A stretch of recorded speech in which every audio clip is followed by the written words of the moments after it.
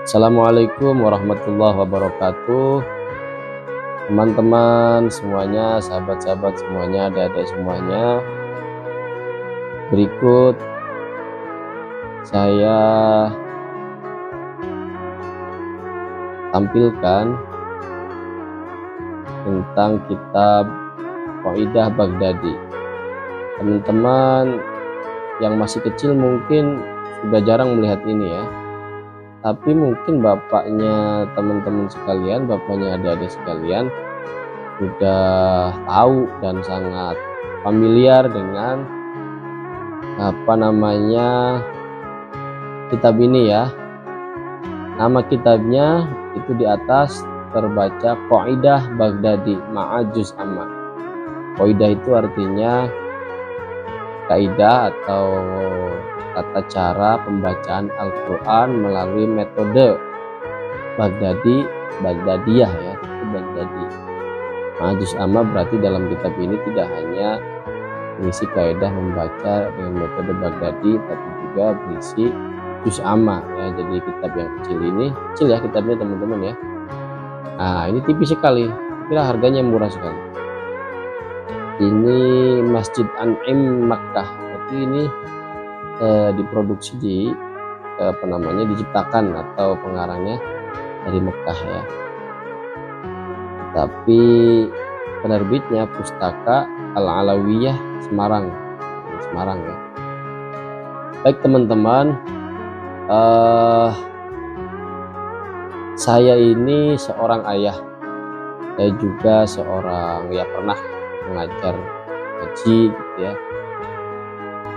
Saya mengajar dan diajar. Dulu saya diajar dengan metode menggunakan kitab ini oleh orang tua saya, oleh ustaz-ustaz saya di masjid, di musola maupun di madrasah-madrasah non formal ya.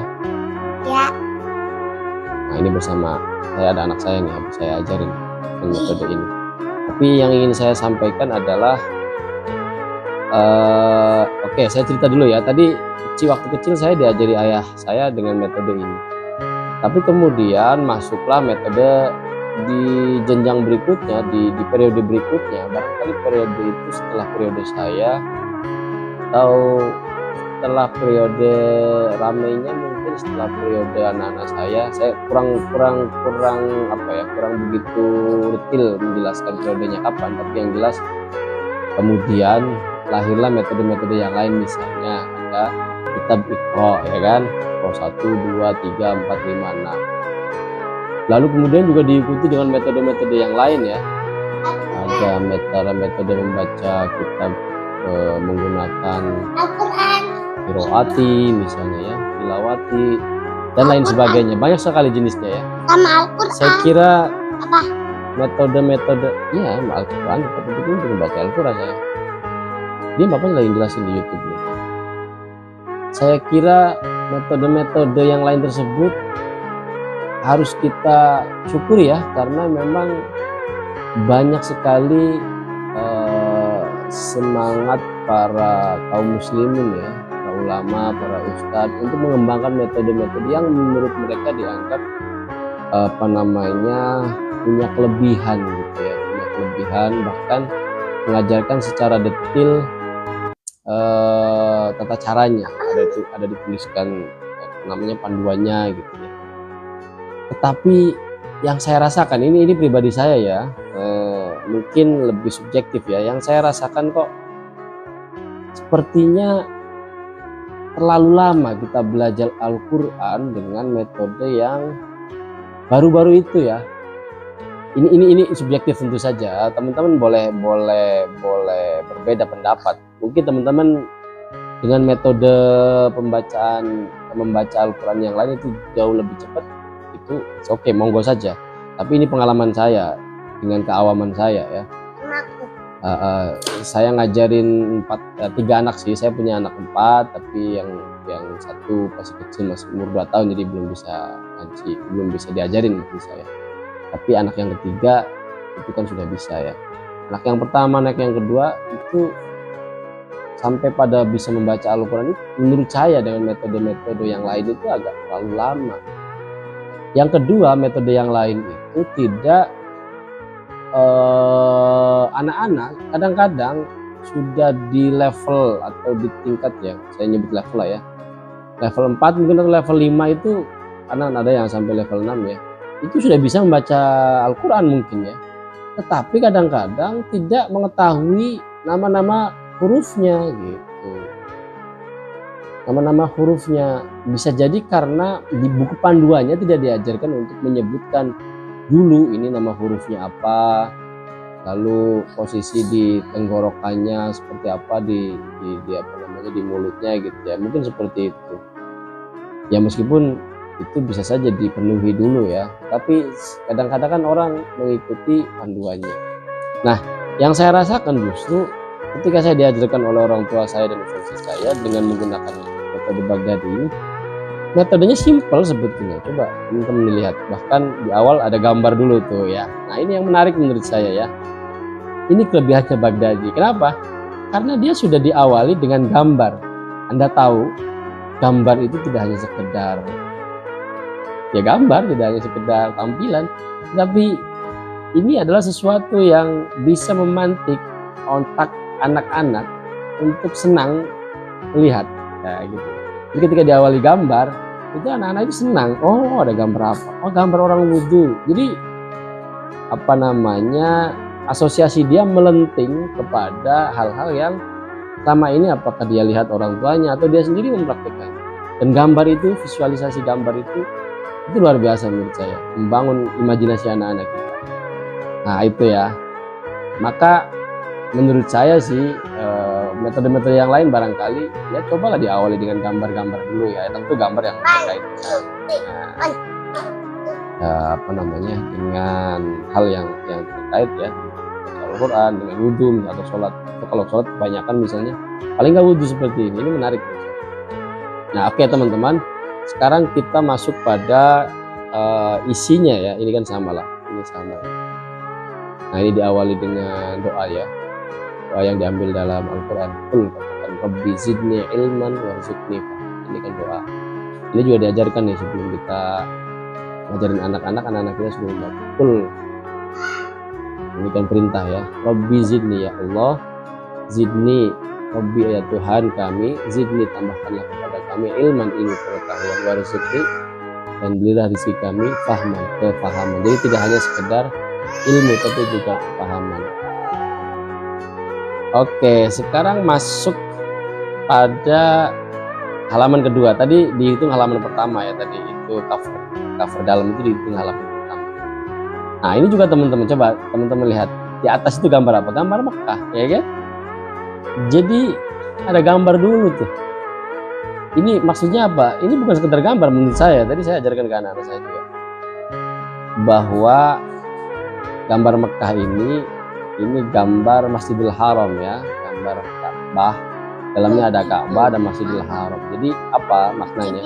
Maknanya adalah bahwa tujuan kita ngaji itu tujuannya satu, pada Allah ya, terpusat pada satu titik yaitu Allah. Bukan simbol ya. Kalau saya maknai begitu, aslinya nggak boleh kayak gitu. Ini saya kasih tahu teman-teman sambil di sampingnya ada anak saya nih yang aktif sekali, anak pinter anaknya. Makanya ketika saya ajarkan ini awalnya dia agak kesulitan tapi cepat ya. Nanti saya kasih contohnya ya. Saya kasih contohnya. Nah itu ya. Yang kedua, di awal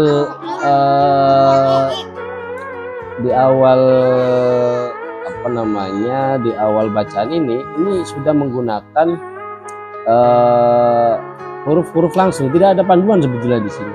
Jadi memang panduannya itu betul-betul diwariskan gitu ya,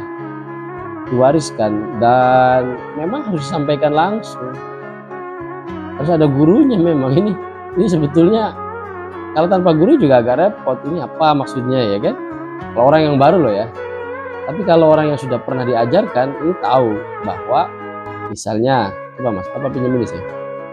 Misalnya ini kan ya, nih di bab pertama nih ya, ada Bismillah, lalu kemudian ada huruf-huruf hijaiyah, gitu ya. Jumlahnya ada berapa? Dihitung 1, 2, 3, 4, 5, 6, 7, 8, 9, 10, 11, 12, 13, 14, 15, 16, 17, 18, 19, 20. 21, 22, 23, 24, 25, 26, 27, 28, 29. Nah, 30. sebetulnya kenapa ini lam alif tidak dihitung? Karena lam alif ini sebetulnya gabungan antara lam dengan alif. Hamzah dihitung satu, alif dihitung satu. Ini kalau alif ini hidup, sebetulnya fungsinya sebagai hamzah juga. Makanya tadi kita hitung 29, karena hamzah sama alif itu sama fungsinya, maka kita hilangkan. Maka huruf hijaiyah itu sesungguhnya ada 28 ya. Nah, di awal bab ini dijelaskan atau dituliskan tentang huruf. Ini apa maknanya? Maknanya adalah agar kita dipahamkan dulu tentang nama-nama huruf ya, bentuk dan nama-namanya, bentuk-bentuk huruf dan nama-namanya, sehingga anak-anak kita jadi tahu dan paham apa yang nanti mereka baca itu ya. Misalnya gini, jadi kita ajarin anak-anak kita ini huruf apa, nah, anak-anak kan nggak tahu, lalu kita kasih tahu huruf alif gitu ya. Lalu yang ini ba, jadi anak-anak dibaca. Selama ini kan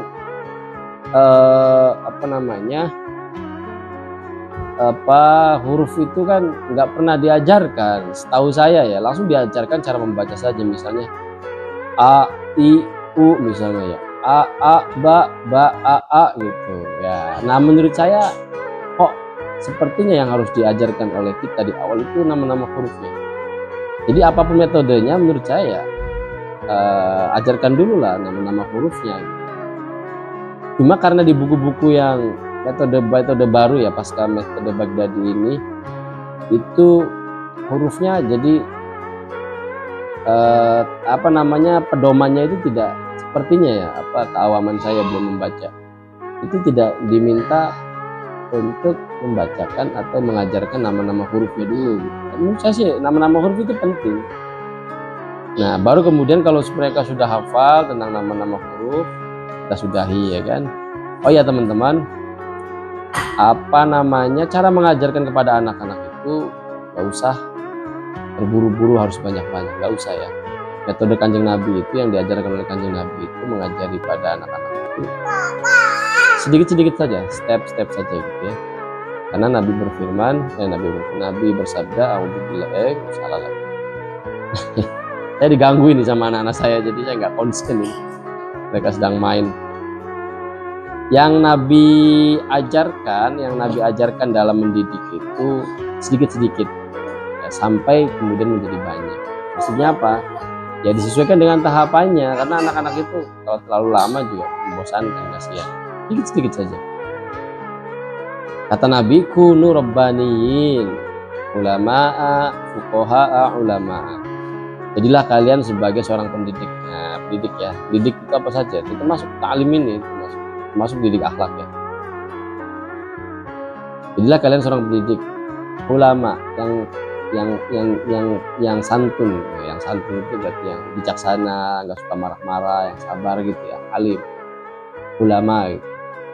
Lalu fuqaha yang tahu agama, tahu tentang ilmu agama. Ulama dan tahu ilmu-ilmu yang lain. Kalau saya sih maknanya begitu. Fuqaha, ulama. Lalu yuqalu rabbani. Yang disebut sebagai rabbani itu adalah alladzi yurabbin nasa, orang-orang yang mendidik manusia bisigharihi, sedikit demi sedikit, ila kibarihi, qabla kibarihi. Ya. Jadi mengajarkan anak-anak sedikit demi sedikit, qabla kibarihi, sampai dia mendapatkan pengetahuan banyak gitu ya. Nah, gitu teman-teman. Jadi dikit-dikit aja dulu ngajar. Misalnya 5 huruf dulu ya kan. Abad atau abatasa dulu misalnya yang 4 huruf. Ini kan hurufnya hampir sama nih, jahako. 3 huruf saja hari yang kedua, enggak apa-apa. Sedikit-sedikit saja. Jadi jangan buru-buru, anak harus pintar. Nah, mulai kapan diajarin anak ya? Mulai dia sudah bisa kita ajak belajar. Kecil apapun, jadi jangan nunggu lama, kelamaan ya. Kita ingin membentuk generasi itu cepat. Cepat itu maksudnya cepat beradaptasi sesuai dengan jenjang usianya. Supaya ketika dia sudah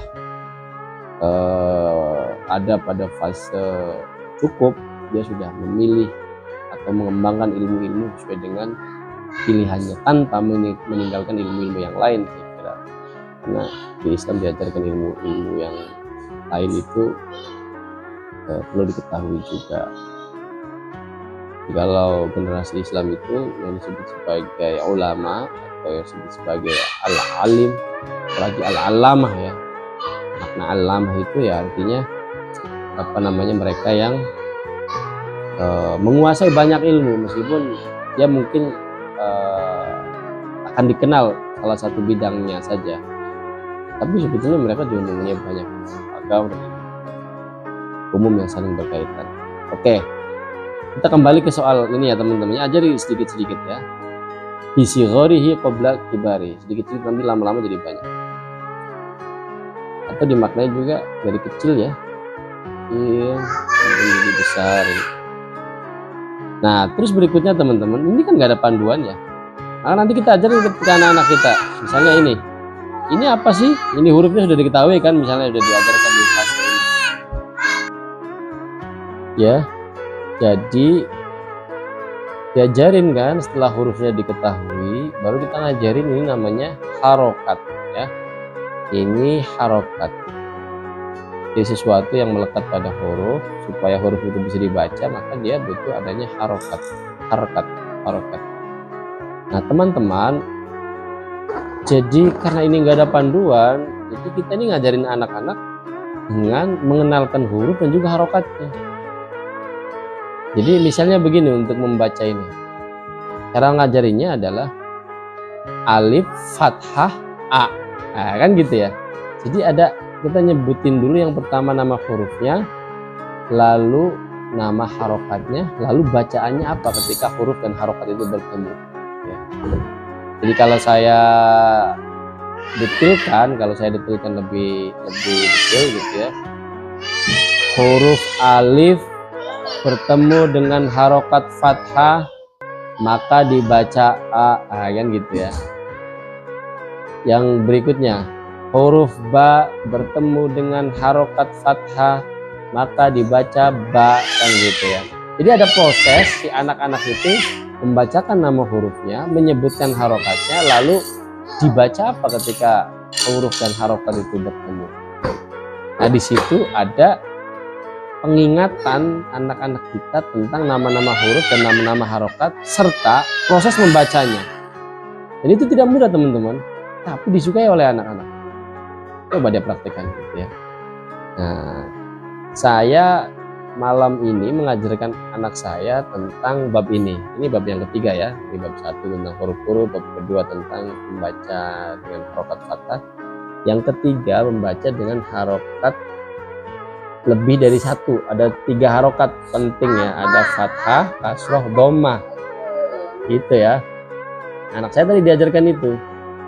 Dia sebetulnya di metode yang lain hampir sudah masuk ke 6, tapi cara mengaji model seperti ini dia agak kesulitan, meskipun akhirnya pelan-pelan dia kemudian bisa, karena kita sering ajarkan. Apa pentingnya? Menurut saya sangat penting teman-teman, karena akan melatih daya ingat dia dan daya mengaitkan dia antara huruf harokat dengan huruf dan harokat yang berbeda pada satu baris yang sama dalam 3 jenis harokat yang berbeda dan dihasilkan bacaan yang berbeda. Nah, ini menarik. Ini akan meningkatkan, menurut saya ya, nggak boleh gitu. Ini akan meningkatkan ini teman-teman. Ya jadi anak-anak kita akan terlatih ya untuk membaca. Dan ini tingkat kesulitannya hanya di awal saja dan cepat sebetulnya, anak-anak kita ini cepat. Nanti kalau sudah terbiasa membaca, itu daya asosiasi dia terhadap satu harokat, terhadap satu huruf pada harokat yang satu dikaitkan dengan harokat yang itu cepat. Ini insya Allah cepat juga dalam melatih dia untuk membaca. Dan nanti akan belajar tentang fathatain, kasratain, dan dhammatain. Ini juga sama. pelan-pelan dia akan terbiasa, nanti secara tidak langsung kan bisa memahami atau membaca Al-Quran. Ini kan bacaan-bacaan yang agak sulit ya, Allah gitu ya, Allah gitu. Lalu ada ini kan namanya syiddah ya, gitu. Lalu ada auna kita bertemu dengan wawu mati itu akan dibaca bagaimana. Ini akan terlatih. Nanti lama-lama dia akan bisa membaca. Tetapi ketika sudah bisa membaca ini, dasarnya sudah tahu semua. Ya. Dasar yang tadi itu harokat, huruf, lalu harokat utama itu akan terlatih terhadap anak-anak kita ya. Oke, nanti di video berikutnya saya ingin mempraktekkan bagaimana anak saya sebelum dia lancar membaca dan sesudah dia lancar membaca di bab ini ya. Kalau bab ini anak saya insya Allah sudah bisa dilalui karena dia sudah level 6 di metode pembacaan yang lain, tapi di bab yang ketiga ini dia masih agak kesulitan karena nama-nama harokatnya saja dia baru sepertinya ya, mungkin sudah dengar tapi belum begitu mengenal gitu. Makanya saya latih di sini. Saya mungkin akan mengajarkan sampai 2 baris saja ya, 2 baris saja, ngajarin dia sebelum dia lancar. Nanti setelah dia lancar akan saya rekam lagi, saya bagikan kepada teman-teman juga. Baik, sementara itu dulu teman-teman ya. Terima kasih, mudah-mudahan bermanfaat. Sekali lagi saya tidak sedang membandingkan satu metode cara membaca Al-Quran yang satu dengan yang lain, karena saya kira semuanya berangkat dari niat yang ikhlas untuk memberi kemudahan atau memberi pelajaran membaca Al-Quran. Hanya menurut saya hanya ingin berbagi pengalaman saja ya, yang saya rasakan gitu, dan teman-teman bisa jadi berbeda, monggo silakan itu berdasarkan pengalaman masing-masing. Terima kasih, itu dulu teman-teman, mudah-mudahan bermanfaat. Dan Allah wa iyyakum. Assalamualaikum warahmatullahi wabarakatuh.